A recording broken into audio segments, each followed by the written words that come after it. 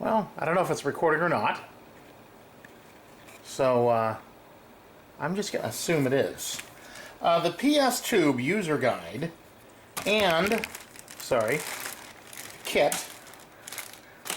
from GlassWorks. I've gotten some stuff from GlassWorks before, and they are actually, GlassWare. GlassWorks is their software. Their stuff is actually pretty good. It's GlassWare Audio Design. You can find them, just Google that, GlassWare Audio Design. This is their PS-Tube power supply unit. So you buy this and you'll get the instructions, not instructions. You will get the PCB, you'll get all the parts, and then you, of course, can order a tube with it or not, or order a spare tube or whatever.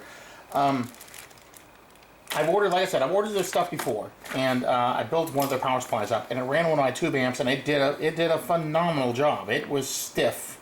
It was rock solid, and I enjoyed it.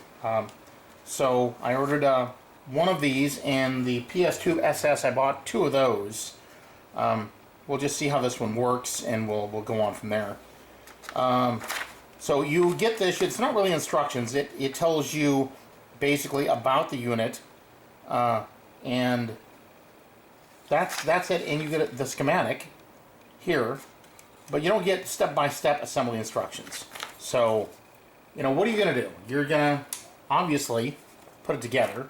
I guess they're assuming you know kind of what you're doing. Everything's pretty well marked. Board looks great. It is marked bottom and top. So, first thing, I guess we'll just kind of plug some parts in, and we won't go too far with it. I mean, I don't want this video to be all about, hey, look, here's how to put parts in a board or whatever. So, because you should already know that. It's pretty well marked, actually. It shows the notch where the key is, so this can just, fit right in here, and you can just find its home and get those leads in there. I don't know if you can see this or not. It should be able to. Did a little upgrade on the camera, so we're going to hope this is better than my last camera. We will get back to the other units I've been working on in a future video. I just don't have time right now, and I kind of wanted to get this together. So, all said and done, I've had their products before. They've been great. This one looks of equal quality, so we'll go ahead and slam it together, and we will hook it up to a power transformer and see how it acts. So we're just going to put the tube socket in, and this and that and the other, and then I'll cut away, and we will go back and revisit some of the construction.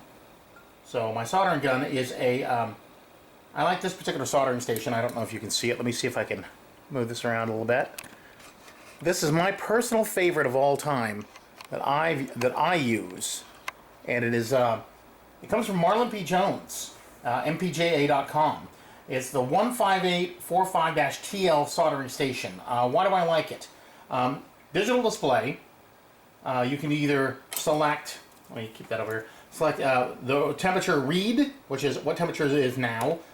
You flip it over here, it tells you what temperature you're set for. You got Fahrenheit and Celsius. So I usually set it for about 680 to 700, depending on what I'm doing. The handle is reversible. You can go on the other side, get a nice little sponge here, and the handles are replaceable. You just unplug it, and there you go. 5-pin DIN plug, plugs right in here. You can replace the handle separate. And then also this screws off. I don't know if let's see if I can see this. Here we go. Let's grab this. This unscrews. And then what you can do is you have this tip. You have different sizes of this tip. You can replace that tip with different sizes, anywhere from a 64, I think a 32nd point to a wide chisel, just depending on what you're working on. Also, they do have a hot tweezer attachment that plugs in here. Thing's relatively inexpensive and does a fabulous job, considering that when you do burn this out, and you eventually will if you use it long enough, use anything long enough, when you do burn it out, let me see if I'm in the right place here. Am I in the right place? Yes. That when you do burn it out, you can replace it, and it's relatively inexpensive. So, let's just plug this tube socket in real quick. Little light soldering on a Sunday.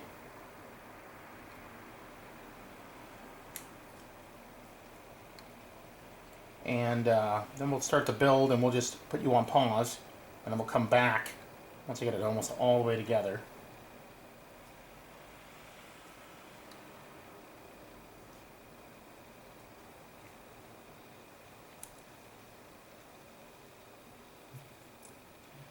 No lead, we're not using lead-free solder here, we don't do that.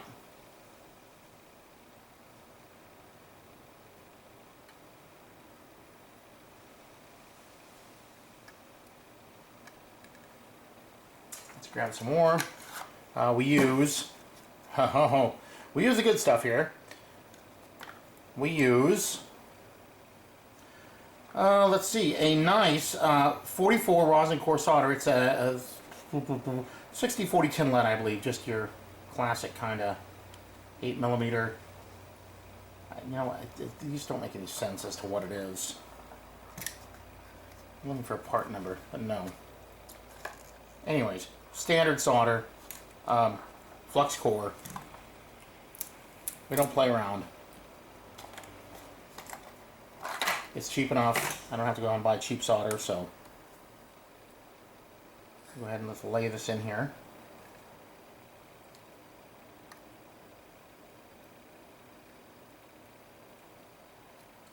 Alright, so that gets our tube socket installed.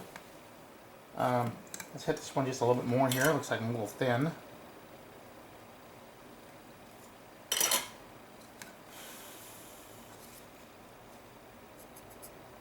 Come along the top and dress that out on the top maybe a little bit, but let's have a look at the workmanship. Let's see if the internet is going to judge me. Wow. There we go. Alright. Now, I don't know if you can see. But there's the quality of the workmanship there. Alright, well, I'll tell you what, we will get the rest of this done, and we will come back to you. Alright, so far so good. All the parts are clearly marked. It's just no making a mistake on that. So we slammed the socket in, a couple capacitors and a resistor, and I'm just chugging along. So I've got R2 here. R2 is obviously a selection, so we're going to put that off to the side. And we go R3, R4, and R8, 100 ohms at 1 watt, so we'll do 3, 4, and 8.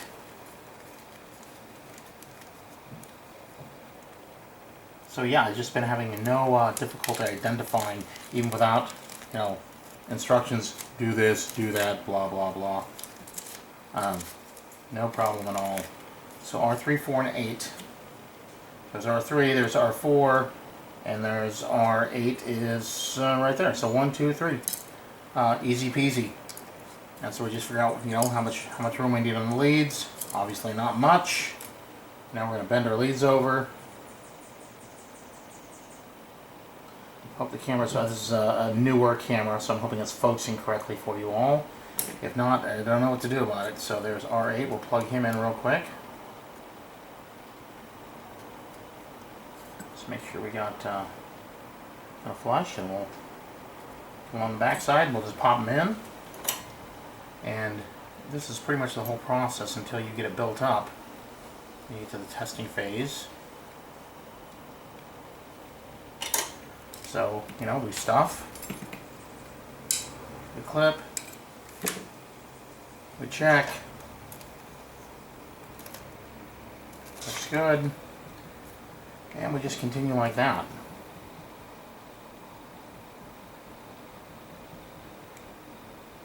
Bend our leads, locate our component placement.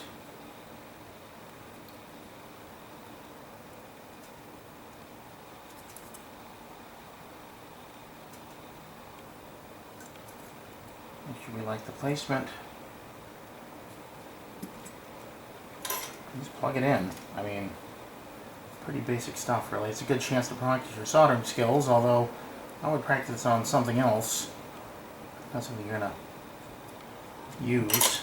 But once you kind of get going, soldering isn't nearly as hard as anybody makes it out to be. It's just lower temperature welding. Or lower temperature brazing, actually. So 3, 4, and 8. So we have R3 here, R4 there, and R8 there.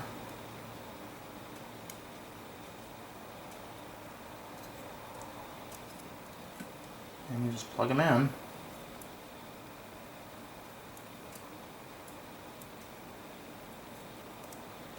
I could be going a lot, making these a lot prettier, but I'm going to have a form over function, function over form, whatever. Not doing the Sistine Chapel. Alright.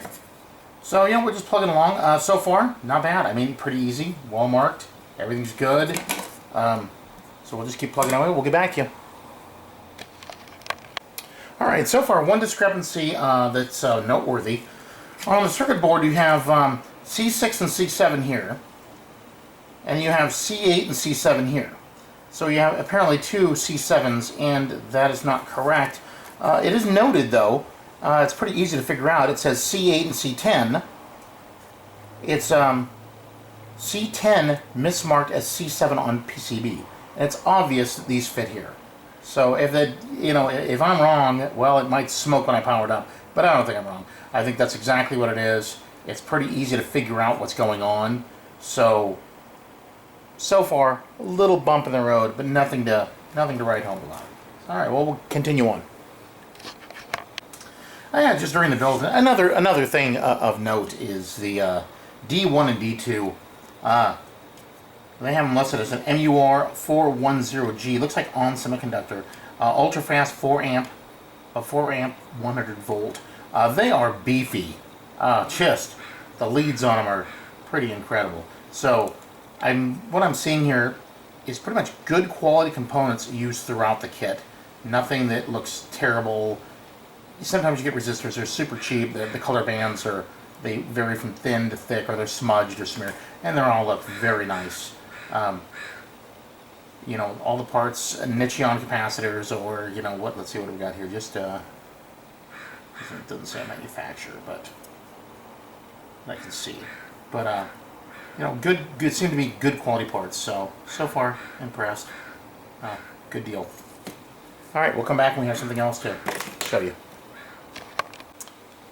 Alright, another interesting, little, I guess is a relative word, little interesting part of the assembly is the voltage regulator and the heatsink. They come separate. The heatsink has bottom studs that go into holes in the board. The voltage regulator goes in here. It's always easier to mount the volt regulator on this heatsink, put it on, and then do your soldering then. Of course, you're going to have to blaze the living hell out of it to get these two studs soldered on there, because they're attached to, well, a giant-ass heatsink. So you're going to have to really pour it on there.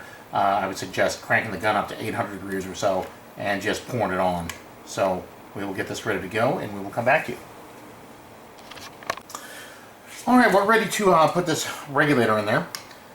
And what we have here is we have the heatsink, a mica spacer, the regulator, the plastic, as you can see, I don't know if you can see right there, the plastic standoff, which insulates the screw from the device, from the voltage regulator, as it goes through the heatsink. Other side is just a nut and a bolt. Did not come with any thermal compound. Came with the mica spacer and all of the other hardware. Didn't come with any thermal compound. It's not really running close to its limit. Probably doesn't need it. Probably would be just fine without it. But once we get it soldered in there, you can undo the screw and just lift that away and get some thermal compound underneath there, if you so desire. Probably not necessary unless you're going to run this thing all the way to its limits. So right now, let's see, we set at 600 degrees, which is enough to hit these regulator legs. We don't want to just roast the hell out of those, so we're just going to hit those real quick. And we're kind of balancing this on a roll of solder.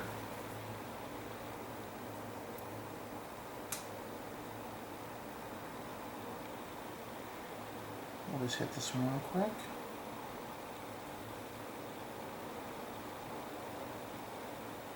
And that'll do that. Now, what we'll do is we'll do our crank this thing. This soldering station maxes out at about 900 degrees. 890 something, depending on, varies from station to station. We're just going to go ahead and get that thing up to about 800. Getting to where as soon as we touch solder, it just smokes. And we're going to hit these guys here. Yeah, we're just about there. So it actually has a light that shows you when the heat is on. It's a 40-watt station, which, you know, isn't that great. I mean, you know, they make bigger irons, but it's more than enough for what you'll do, especially with a good tip that's well tinned. And we are still heating. They're showing 798, 90, there we go, 800 degrees, and our heat's off. So we're going to go ahead and just roast this on here.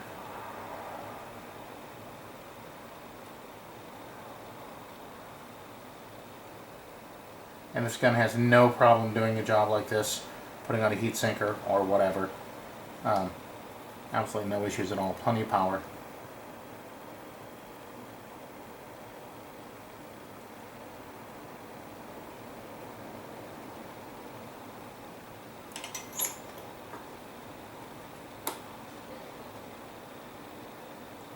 And there we go. So we have that on. We're about 3/4 of the way there so far, uneventful.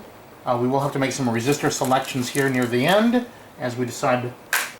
Alright, the first of a few choices you have is with R2. R2 can either be a 1.13K or 1.07K, and that is a reference for our low voltage dropout regulator here that takes our 6.3 volts AC from the transformer and gives us an output.